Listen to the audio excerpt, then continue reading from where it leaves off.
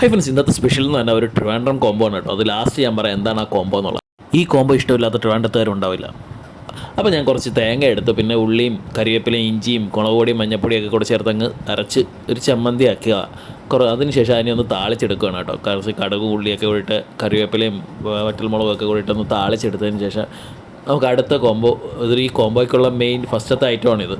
അതിനുശേഷം നമുക്ക് അടുത്ത ആളെ കാണാം. അങ്ങനെ നമ്മുടെ ചമ്മന്തിയൊക്കെ റെഡി ആയിട്ടുണ്ട്. ചമ്മന്തിയുടെ ഡീറ്റെയിൽ വീഡിയോ വേണമെങ്കിൽ കമൻറ്റ് ബോക്സിൽ കമൻറ്റ് ചെയ്യുക, ഞാൻ ഡീറ്റെയിൽ വീഡിയോ ഇടാം കേട്ടോ. അടുത്ത ആളെന്ന് പറഞ്ഞാൽ ഇവിടെ കിട്ടുന്നത് മുമ്പേ കിട്ടുന്ന ഒരു ഗുരുവായൂർ പപ്പടം എന്ന് പറഞ്ഞു. അങ്ങനെ പപ്പടമൊക്കെ ഒന്ന് കാച്ചി റെഡിയാക്കി എടുക്കുക. ഇവിടെ കിട്ടുന്ന ഗുരുവായൂർ പപ്പടം എന്നൊക്കെ പറയുന്നുണ്ട്, അറിയത്തില്ല, എന്നാലും നല്ല പപ്പടമായിരുന്നു.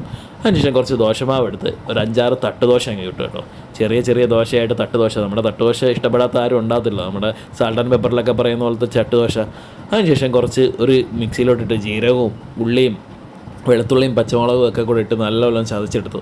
ഇതൊന്നും തന്നെ നമ്മുടെ ഒരു പ്രത്യേക സ്റ്റൈലിലുള്ള, ഇവിടുത്തുകാരുടെ സ്റ്റൈലിലുള്ള രീതിയിലുള്ള രസമാണ് ഉണ്ടാക്കുന്നത്. അതിനുശേഷം അതിനകത്തോട്ട് ഒരു പുളിവെള്ളം എടുത്തതിന് ശേഷം ഒരു തക്കാളിയും കരിവേപ്പിലയും നമ്മുടെ മല്ലിയിലയൊക്കെ കൂടെ ഞരടി ഉപ്പുമൊക്കെ ചേർത്ത് നല്ലവണ്ണം മിക്സ് ചെയ്ത് വെച്ച് അതിനുശേഷം ഒരു പാനിലോട്ട് എണ്ണ ഒഴിച്ച് കടുകും വറുത്ത് നമ്മുടെ അരച്ച അരപ്പും ചേർത്ത് നമ്മുടെ വെള്ളവും ഇത്തിരി കായപ്പൊടിയൊക്കെ കൂടെ ചേർത്ത് തിളപ്പിച്ച് രസം റെഡിയാക്കി. അതിനുശേഷം ആ രസത്തിലോട്ട് ഞാൻ പരിപ്പട ഉണ്ടാക്കിയില്ല, ഇവിടെ അടുത്ത് തന്നെ നല്ല പരിപ്പട മേടിക്കാൻ കിട്ടും. ആ പരിപ്പടയും കൂടി ഇട്ടങ്ങ് രസവടയാക്കി. ഇപ്പോൾ നിങ്ങൾക്ക് മനസ്സിലായല്ലോ ഞാൻ എന്താണ് ഉണ്ടാക്കാൻ പോണ കോംബോ എന്ന്. അതെ, ട്രിവാൻഡ്രത്തെ തട്ടുകടകളിൽ കിട്ടുന്ന അതേ തട്ടുദോശ കോംബോ. തട്ടുദോശ, ചമ്മന്തി, രസവട, പപ്പടം, പിന്നെ ബുൾസെ. എനിക്ക് മുട്ട കഴിക്കാൻ പറ്റാത്തതുകൊണ്ട് ഞാൻ ബുൾസെ ഉണ്ടാക്കിയില്ല. അപ്പം ഈ കോംബോ എൻ്റെ മനസ്സിൽ വീണ്ടും വന്നു. പണ്ട് ട്രിവാൻഡ്രത്ത് താമസിച്ചുകൊണ്ടിരുന്നപ്പോൾ അതേ കോംബോ ആണ് കേട്ടത്.